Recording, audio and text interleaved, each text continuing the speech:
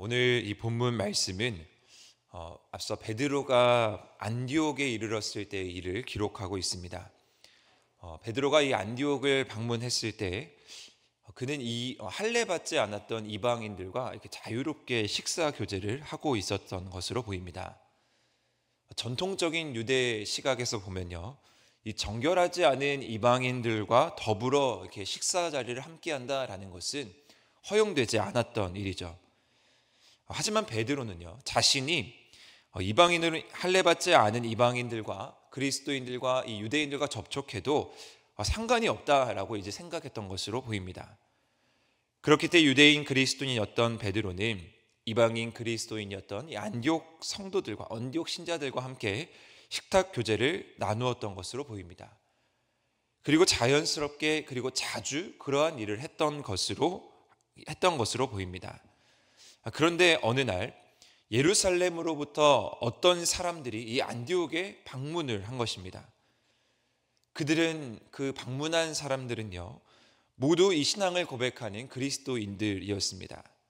그리고 오늘 본문에서 그들이 예루살렘 교회의 지도자였던 야고보에게서 온 사람들이었다라는 것을 알 수 있습니다. 그리고 한 가지 더, 그들을 할례자들이라고 표현하고 있습니다. 우리가 여기서 알 수 있는 사실은, 여기서 말하는 이 할례자들이라는 것은 그들이 단순히 유대인들임을 칭하는 것보다 더 말하고자 하는 것은 그들이 할례를 받아야만 하나님의 백성임을 인정하는 자들이라는 것을 알 수가 있습니다. 자, 이러한 할례자들, 유대인들이 안디옥에 도착하자마자 이러한 이야기를 하는 것입니다. 너희가 모세의 법대로 할례를 받지 아니하면 능히 구원을 받지 못하리라. 할례받은 유대인 신자들이 할례받지 않은 이방인 신자들과 식탁 교제를 나누는 것이 적절하지 않다라는 것을 가르치고 있는 것입니다. 자, 그러니 이들이 오자마자 이 베드로는 할례자들이 두려워서 이방인들과 함께 자연스럽게 식탁 교제를 나누었던 그 자리를 떠나게 됩니다. 베드로의 이런 행동에 이제 주변에 있는 바나바를 비롯한 다른 유대 신자들까지도 자연스럽게 그 이방인들과 식탁 교제를 나누던 그 자리를 떠나게 되죠. 그래서 결과적으로 유대인 신자들과 이방인 신자들이 분리되는 상황이 발생하게 되는 것이 오늘 본문에 대한 이해입니다. 바울은 이러한 상황 가운데 베드로와 또 유대 신자들의 잘못된 행동을 지적하고 있는 것이죠. 그들은 베드로의 이러한 행동이 마땅히 책망받아 마땅한 일이다라는 것을 11절 말씀에서 시작합니다. 그래서 그를 대면하여서 모든 사람들이 보는 앞에서 그 베드로를 비난하는 것이죠. 왜 그렇습니까? 바울이 보기에는 이 베드로가 복음의 진리를 따라 올곧게 행동하지 않았다라는 것입니다. 그리고 오늘 바울이 지적하고 있는 이 베드로의 문제가 무엇이냐면요, 바로 위선이었습니다. 13절 말씀에 보시면 남은 유대인들도 그와 외식함으로 바나바도 그들의 외식에 유혹되었다라고 기록하고 있습니다. 여기서 말하고 있는 이 외식이라는 헬라어 단어가 바로 위선이라는 단어입니다. 이는 어떠한 뜻을 가지고 있냐면요, 연기하다라는 뜻을 가지고 있습니다.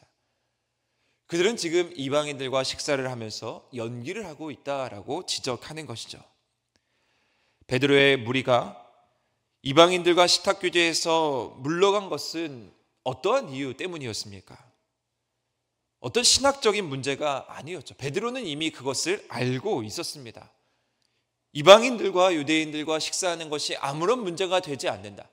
그것이 복음 앞에서, 하나님 앞에서 아무런 문제가 되지 않음을 이 베드로는 분명히 알고 있었습니다. 그러나 압력을 행사하는 야고보에게서 온 그 유대주의자들, 그 할례자들 때문에 두려워하였기 때문에 이 베드로와 무리들은 그 자리를 떠나간 것입니다. 십자가를 지시는 그 예수 그리스도의 모습을 두려워하면서 부인했던 그 베드로가 다시 그 유대주의자들, 그 할례자들에 의해서 두려움에 그 모습을 반복하고 있는 것을 확인할 수 있습니다. 그의 행동은 이 복음에 걸맞지 않은 행동이었습니다. 자신의 그 믿음의 확신에 대한 그 용기가 조금은 부족한 모습이었던 것이죠. 이러한 베드로의 행동에 바울은 분명하게 믿음으로 구원받는다, 바울의 핵심 교리라고도 이야기할 수 있는데요, 오늘 본문에서 그 이신칭의 말씀을 선포하고 있습니다. 유대인이건 이방인이건 의롭게 된다라는 것은 어떤 율법의 행위에 의해서 되는 것이 아니라 오직 예수 그리스도를 믿는 믿음 안에서 그 믿음으로 말미암아 의롭게 될 수 있음을 선포하고 있습니다. 사실 이 말씀은 바울과 베드로가 이전에 서로 나누었던 그런 말씀입니다. 따라서 베드로도 이 말씀을 분명하게 알고 있었다라는 것이죠. 이방인이건 유대인이건 그 구원의 길은 똑같습니다. 우리 모두는 다 죄인이고 십자가에서 완성하신 그리스도를 믿는 그 믿음 안에서 구원받을 수밖에 없음을 우리 모두 고백하고 있는 것이죠. 그렇기 때문에 바울은 지금 이 베드로의 모습을 비판할 수밖에 없습니다. 우리가 어찌 이방인들과 식사하는 것을 할례 받은 자들 때문에 눈치를 보며 두려워할 수 있느냐라는 것이죠. 사랑하는 성도 여러분, 이 복음이라는 것은 하나님의 은혜로 말미암아 이 죄인들을 의롭게 한다라는 좋은 소식입니다. 그것은 하나님이 죄인을 받으시는 것이 어떤 행위와는 전혀 별개의 문제로 오직 믿음으로 된다라는 것을 이야기하는 것이죠. 이것이 바로 복음의 진리입니다. 그리고 오늘 우리가 그것을 분명히 깨달은 자로 이 자리 가운데 왔다면 우리도 그 의무를 다하면서 살아가야 하는 것이죠. 바울이 이야기하고 있는 바가 바로 그것입니다. 바울의 핵심은 무엇이냐면요, 복음을 깨달았다면, 복음의 진리를 알았다면 그 복음의 진리에 따라 행하는 것으로 이어져야 한다라는 것을 이야기합니다. 그래서 많은 사람들이 보는 앞에서 그 게바 베드로를 책망할 수밖에 없었습니다. 그리스도인이라면, 그리스도의 복음을 받아들였다면, 믿음으로 살기를 다짐했다면 그 그리스도인답게 살기를 우리가 다해야 한다라는 것이죠. 하나님께서 우리를 하나님과 교제하기를 원하실 때에 어떠한 것을 요구하거나 어떠한 것을 원하지 않으셨습니다. 그러면 우리도 결코 그런 것들을 주장할 수 없다라는 것이죠. 하나님이 요구하지 않았는데 우리가 그것을 요구한다면 그것이야말로 위선이고 또한 하나님의 행동을 위반하는 월권입니다. 그렇기 때문에 우리는 복음을 바르게 전하는 것이 중요합니다. 복음대로 살아가는 것, 믿음대로 행동하는 것입니다. 그리고 우리는 한 가지 오늘 본문에서 이 바울의 모습을 통해서 한 가지 또 배우게 되는 사실이 있습니다. 만약에 누군가 복음의 진리를 왜곡하거나 누군가 그것을 거부한다면, 그리고 그것에 대해서 두려워하는 마음을 갖고 있다면 우리는 이 복음을 담대하게 선포할 수 있어야 됩니다. 우리의 십자가, 우리의 그리스도, 우리의 복음을 말입니다.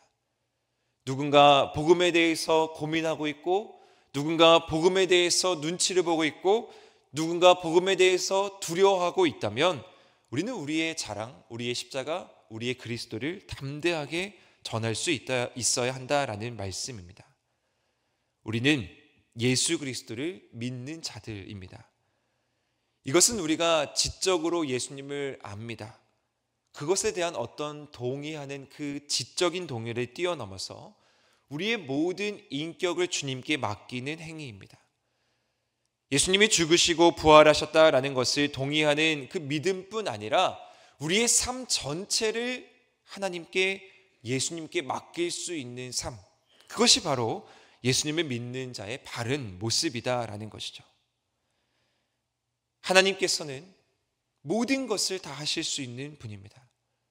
그 하나님께서 우리에게 예수 그리스도를 보내주셨고, 우리가 그 예수님을 믿음으로 말미암아 우리가 그 하나님과 동등한 예수님을 받아들이면서 그분의 능력 안에, 그분의 신실하심 안에, 그분의 주권 안에 우리가 거할 수 있게 된 것입니다. 따라서 우리가 그리스도 예수를 믿는다라는 것은 우리 안에 능력을 행하시는 분, 우리 안에 신실하심을 행하시는 분, 우리 안에 모든 주권을 행하시는 분, 그 예수님을 믿습니다라는 그 믿음이 우리 안에 있는 것입니다. 그렇기 때문에 바울은 오늘 그 유명하고도 유명한 그 20절의 말씀을 고백하는 것입니다. 내가 그리스도와 함께 십자가에 못 박혔나니 그런즉 이제 내가 사는 것이 아니요 오직 내 안에 그리스도께서 사시는 것이라. 바울은 이 사실을 알았던 것이죠. 하나님의 신실하심, 하나님의 주권, 하나님의 능력이 오직 예수 그리스도 안에 있기에 우리가 세상의 어떤 눈치를 보는 것이 아니라, 우리가 어떤 세상의 두려움을 가지는 것이 아니라, 내가 한번 십자가에 못 박히기로 다짐했다면 우리가 그 길을 그냥 가는 것입니다. 믿음이 흔들리지 않고 어떤 상황과 환경에 의해서 흔들리지 않고 내가 한번 십자가에 못 박혔다면 이제 나는 그리스도와 함께 사는 삶을 살아갑니다 라고 다짐하면서 그 길을 계속해서 가야 한다라고 말씀하고 있는 것이죠. 넘어지면 안 되고 쓰러지면 안 되고 다시 일어나고 다시 일어나야 하는 이유가 여기에 있습니다. 이것을 뭐라고 이야기할 수 있냐면 우리는 이제 예수님과 연합하는 것입니다. 이것이 우리의 신앙의 기본 원칙입니다.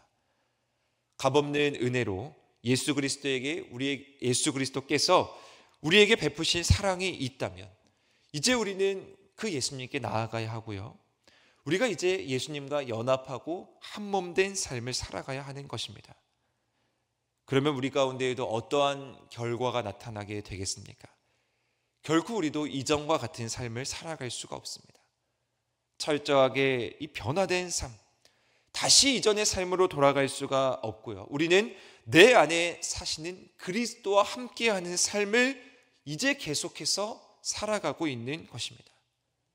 그리고 더 나아가서요, 우리는 이러한 삶을 이제 이 사실을 모르는 많은 사람들에게 전해줘야 한다라는 것이죠. 바울이 왜 베드로를 책망했겠습니까? 왜 베드로의 그 행동을 책망했겠습니까?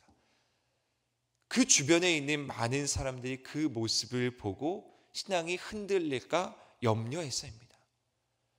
우리가 믿음으로, 우리가 그리스도인으로서 살아가기를 다짐했다면 적어도 우리의 모습을 통해서, 적어도 우리의 신앙을 통해서 우리 주변에 있는 사람들이 흔들리면 안 되는 것입니다. 나의 모습을 통해, 나의 믿음을 통해, 나의 복음의 그 합당한 삶을 통해 많은 사람들이 믿음의 사람은 이러한 모습이구나 라는 것을 깨달을 수 있다라는 것이죠. 따라서 오늘도 또 한 주간도 살아가실 때 우리의 삶이 누군가에게는 그 복음의 표본이 될 수 있고 우리의 삶이 누군가에게는 믿음의 지표가 될 수 있음을 기억하시면서 오늘도 복음 붙들고 오늘도 말씀 붙들고 우리의 자리에서 승리하며 나아갈 수 있는 우리 하늘의 모든 성도님들 되시기를 주님의 이름으로 축복합니다.